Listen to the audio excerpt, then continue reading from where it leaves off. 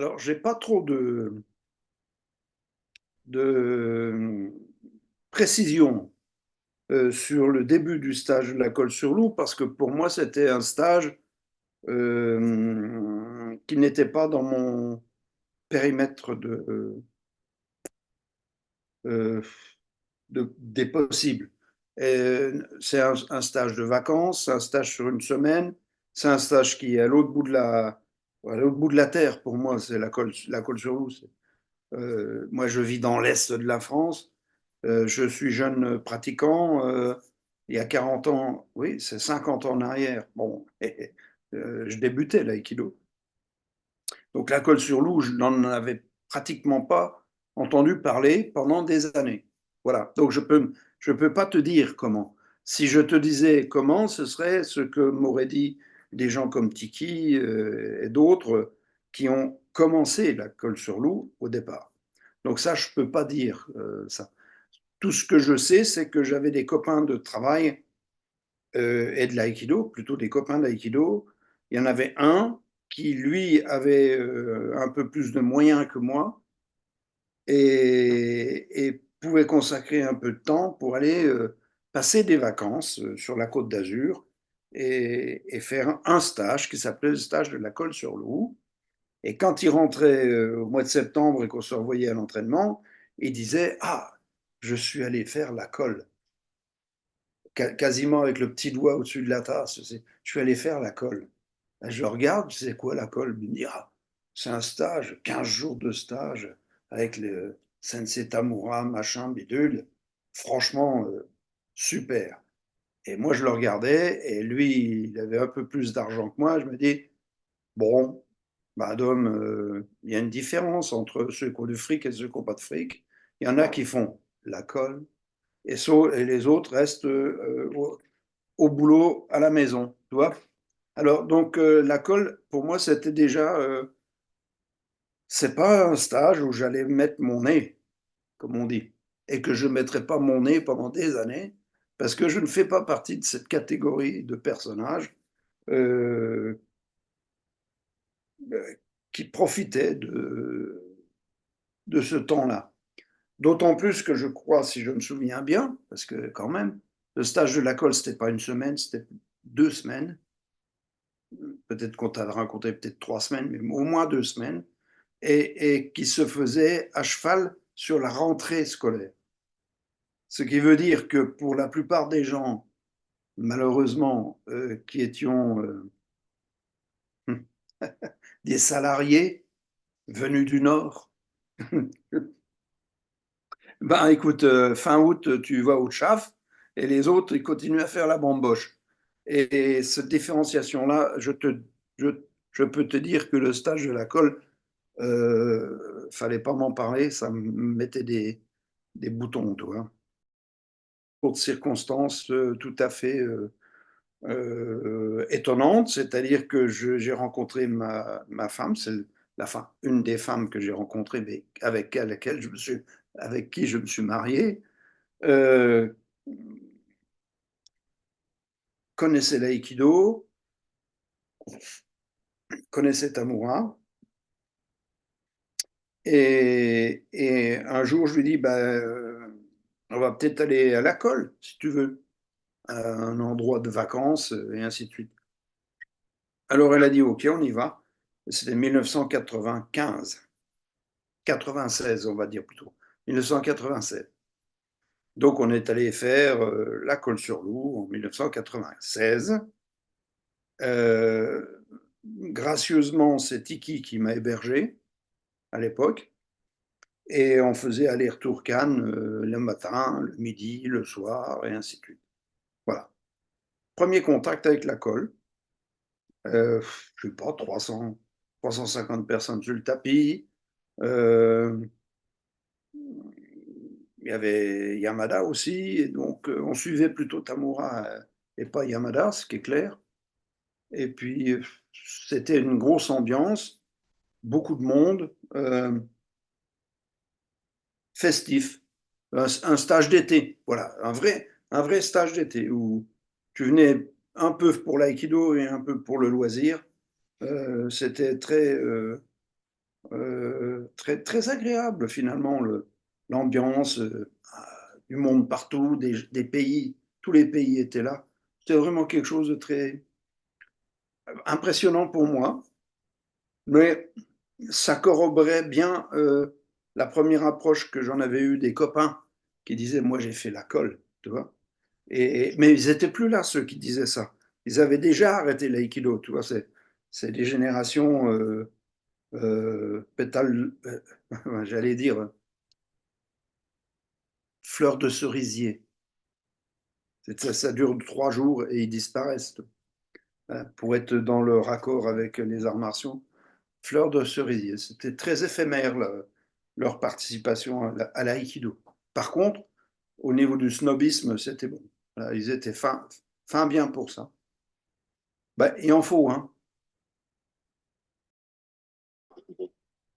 Alors, le premier contact que j'ai eu, donc en 80, les années 95-96, je pense que c'est 96, la fois où je suis allé, effectivement, il y avait Tamura, Yamada, moi je ne connaissais pas, et tu avais Tiki qui faisait les cours quand même, le matin. Donc, au niveau de notre pratique de sabre de la FEI, on avait un lien avec Tiki. Il n'y avait pas de Jodo à l'époque, mais l'après-midi, il y avait les cours qui étaient dirigés par les différents cadres de la FAB. Euh, Honnêtement, les cours de l'après-midi, on n'y allait pas. On allait au cours du matin avec Tiki et le cours de Tamura. Et puis après, même Yamada, on faisait une fois ou deux, mais comme c'était pas notre truc, on allait vivre notre vie de vacancier. Voilà. C'était un stage de vacances, c'était pas un stage où on allait bosser 9 heures par jour les arts martiaux.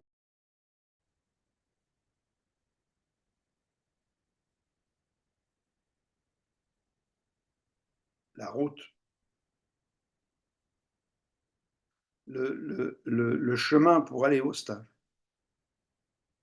la traversée des différents paysages de la France. Ah, ça a l'air con comme truc. C'est pas ça. C'est-à-dire, pour aller à la colle, mais une fois que tu es à la colle, tu te fais chier. Il y a que des gens qui sont là en vacances, qui t'emmerdent. Enfin, soyons corrects, je suis pas un paysan, mais quelque part, euh, aller se mettre le cul au bord de la mer avec 150 000 Parisiens, et ainsi bah, ça n'a pas de sens. Ça n'a pas de sens. Il faut être correct là-dessus. Ensuite, nous, on allait, à l'époque, on allait dormir chez le Tiki, chez lui, avec sa femme, enfin pas dormir avec sa femme, mais dans sa famille, si tu veux. On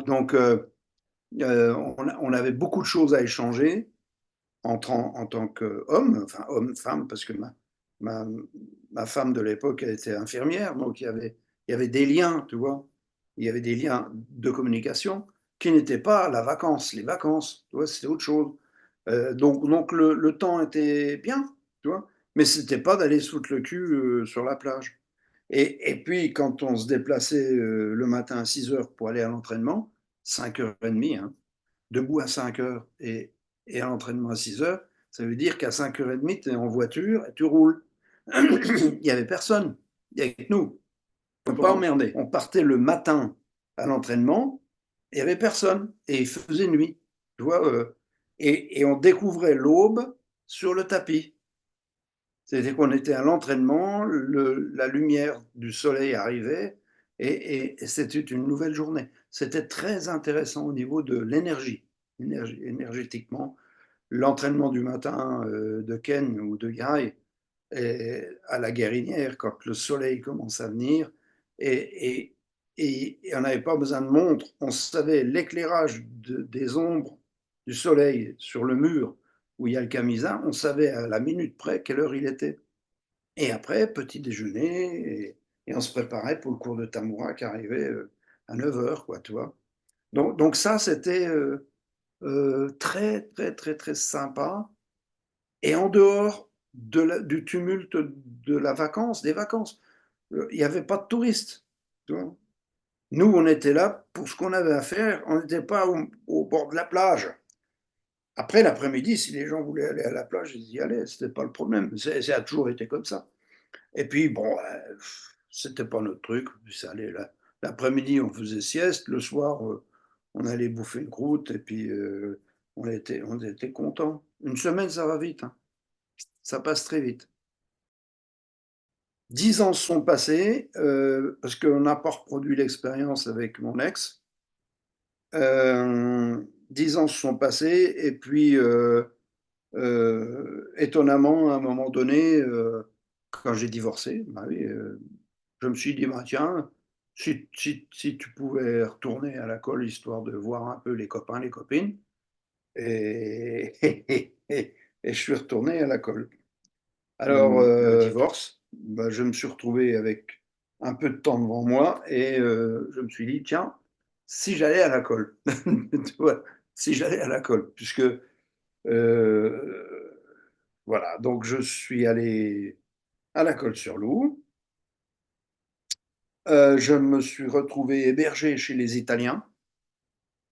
Donc les Italiens m'ont accueilli, Daniele avec toute son équipe, et ça a été un moment très libre, très libre pour moi, parce que j'avais pas à gérer les tensions émotionnelles familiales. Ouais. Avec mon ex-femme, le simple fait d'aller avec elle dans un stage, c'était mettre en péril, j'allais dire, le stage. Parce que bon, elle avait une certaine propension à se fâcher avec tout le monde. Donc, euh, étant libre de ce côté-là, j'ai redécouvert la colle. Donc, 2006. À prendre la bière avec son frère ou non, Ah ça. non, non. Moi, j'y suis en tant que touriste. Je viens faire comme je faisais, enfin, comme avant, un peu l'IAI le matin, un peu d'aïkido le midi, et éventuellement un peu d'aïkido l'après-midi. Voilà, éventuellement. Mais comme j'étais avec le groupe italien, je suivais le rythme des Italiens. Alors, j'ai mangé de la pâte première partie, de la pâte deuxième partie, de la pâte troisième partie. Pendant 7 jours, j'ai bouffé des pâtes. C'était sympa. Non, j'ai bien aimé. Puis il y avait VDB qui était là quand même. VDB était avec nous, enfin avec nous, il était dans le stage. Donc il y avait aussi les cours de VDB. Enfin, je veux dire, tu vois, c'était pas mal. Voilà. Les années ont passé et puis Tamura a disparu. Alors la disparition de Tamura, c'était un clash plus total. Évidemment, effectivement, pour nous tous, c'était très dur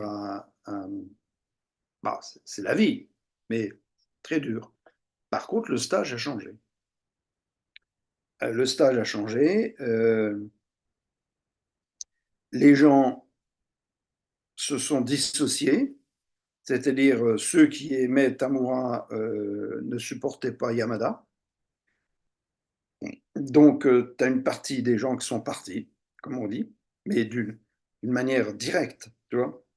C'était déjà ce qu'on vivait avant, quand Tamura avait fini son cours et que Yamada reprenait derrière, tu avais un tiers du stage qui quittait le tapis et qui partait. Ça faisait même de la peine pour Yamada, dans le sens où Yamada, les gens ne suivaient pas le travail. Tu vois. Certains restaient, mais je te dis, oh oui, quand je dis un tiers, un bon tiers du stage foutait le camp au moment où c'était le cours de Yamada. Donc ça, nous, on l'a vécu et c'était très... ça nous a fait mal au cœur, tu vois, parce qu'on se dit, ah, quand même, les gens, ils sont là. Bon, ce serait bien qu'ils regardent un peu ce que fait Yamada. Et nous, on est restés, on regardait. Alors, t'aimes ou t'aimes pas, hein, ça, je discute pas. Et t'es pas obligé non plus, dire quelque part, tu vois. Donc on a fait ça. Maintenant, quand Tamura est mort, Alors, on a vécu des trucs très sympas avec Steph, Tamura et Yamada à l'hébergement où ils étaient. Et on a fait des soirées, je dirais bien arrosées, mais quelque part, c'était amical, amical, presque intime. Encore, c'est une intimité très particulière. Mais il y a eu des moments chouettes, chouettes. À la Belle en Bras, là où ils étaient dans leur blocos, là-haut, c'était spécial. Enfin, j'ai bien aimé ça. Enfin, j'ai bien aimé. J'ai bien rigolé avec tout ça. Et puis, Tamura disparu, tout change. Euh, L'effectif divisé par deux. Euh, Yamada a fait ce qu'il avait à faire. Et là, il y a eu une première équipe qui a repris derrière. Euh, et cette première équipe était principalement dirigée par Daniel Leclerc. Et ils ont essayé de construire ou de maintenir ce qui était construit. Je n'en ai pas fait partie. Moi, je suis toujours allé au stage de la colle comme personne, n'importe quelle personne allait au stage de la colle. Et on a commencé à me faire comprendre que, bah, Dom, il faudrait peut-être que tu t'impliques.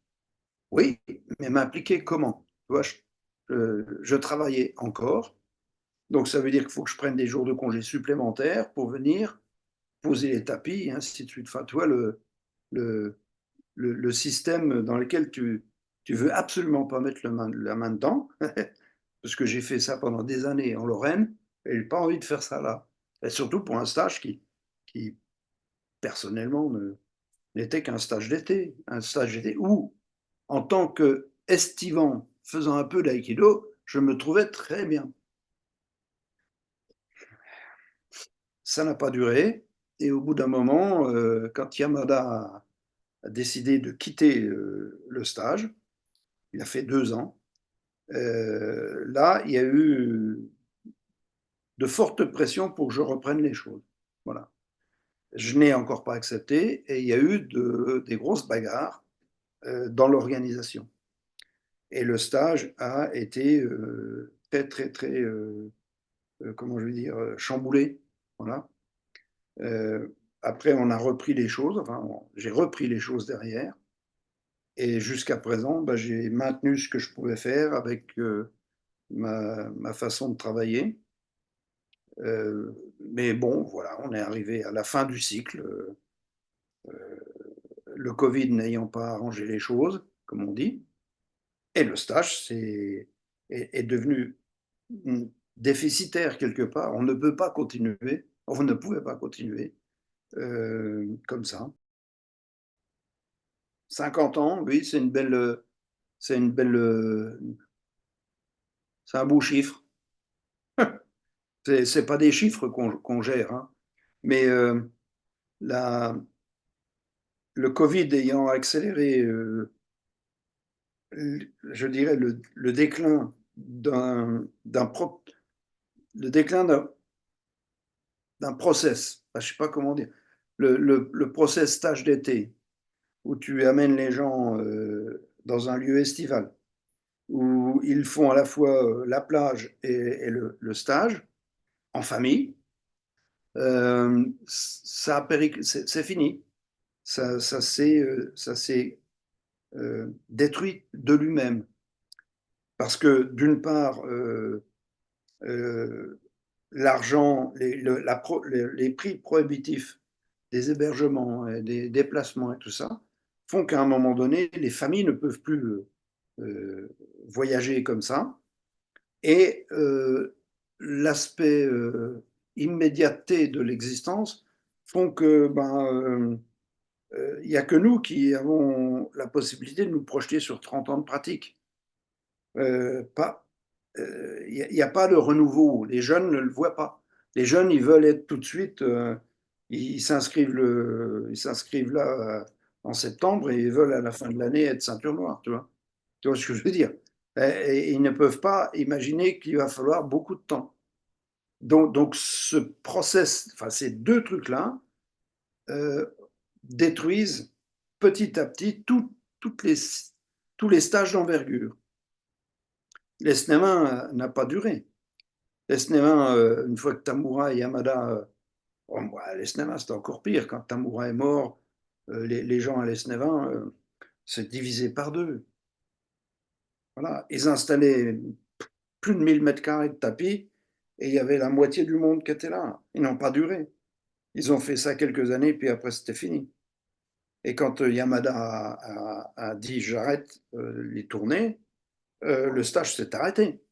Et la fédération n'a même pas pu mettre en place, avec les cadres de la fédération, le stage. Le stage n'est pas allé plus loin.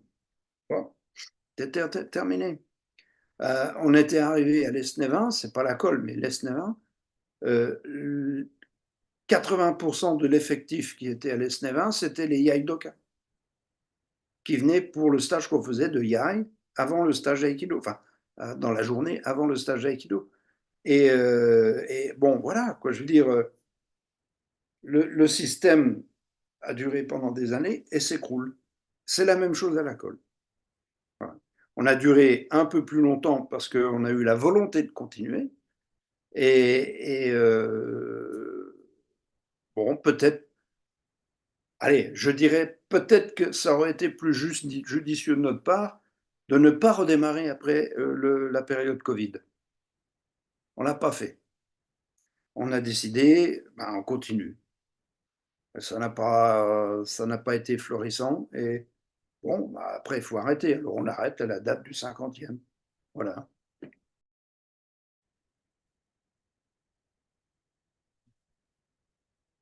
Alors, on a un peu l'expérience antérieure. On est allé jusqu'au 30e anniversaire du stage des îles de l'Airain.